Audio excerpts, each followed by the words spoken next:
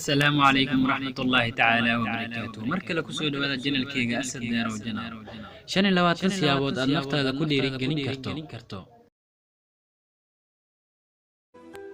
نفط هذا هشيز لقل هشيز قاعد نفط هذا لقل يزيد وحون خنكرة مدير أما مدوين تصالح أهان نفط هذا واحد كتير هذا هدان لببق قرآن كه أن أخريو عشق عليها أيان عاوة سوق كعنيا iskada qof barkiisa hore dhiiran haday jirto hawl aanad u dhiiranayn inaad qabatid ama caajis ku haayo waxaad markaa hore si nafsaaniyad ah naftaada ugu dhigtaa qof xiiso hawsha u haaya waxa la yaab leh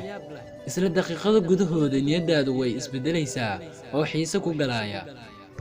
waxaad isweydiisaa su'aalo niyadaada kor u qaadaya subax kasta markaad toostid waxaad isweydiisaa su'aalahan oo kale waa maxay waxaan ku faraxsanahay maanta waa maxay sababta aan waxaan ugu faraxsanahay dareen nooca ah ayaan waxaani ku bedeli waxa ka farxinaya xaggan dareen nooca ah ayuu waxaan i gelinayaa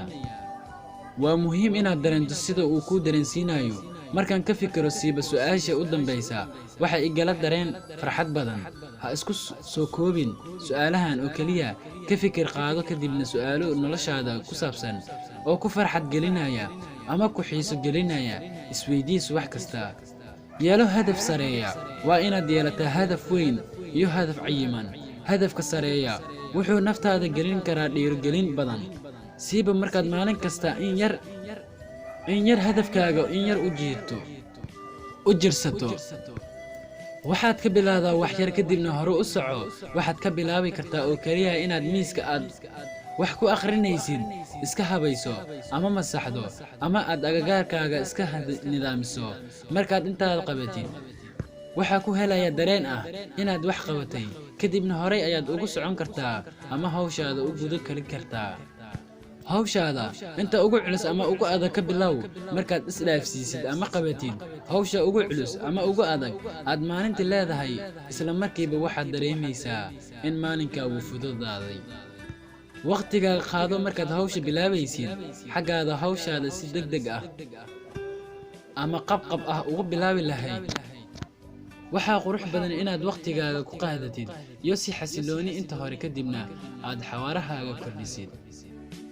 naftaada cid aan ahayn ha barbardhigin markaad naftaada aad barbardhigtid qof kale wuxuu dhaawac u geyn karaa kalsoonidaada iyo dhiiranaantaada waayo markasta waxaa jira qof kaa guulo badan waxaa habboon inaad naftaada oo keliya isbarbardhigtid sanadkan sanadkii hore maxaa isbeddel naftaada ku imi iyo maxaan hor socod sameeyey xusuusnow guulaha aad gaadhay waxaa si fudud loo ilaabi karaa guulaha aad gaadhay waxaana mar kasta qof kasta ku soo laabta guuldarrada kaga timid nolosha marka si aad horumar noloshaada u gaarsiisid waa inaad labadan kala bedeshid oo xusuusnaataa guulahaaga gaadhay ku dayo dadka wanaagsan ma leedahay qof aad hiigsatid ama aad jeceshahay sifaadkooda waxaa noloshaada bedeli kara ama kobcin kara inaad dadka kale sifaadka wanaagsan kaga dayatid ha ilaawin inaad naftaada madadaalisid si aanad stress ama culays badan u dareemin waa inaad naftaada madadaalisid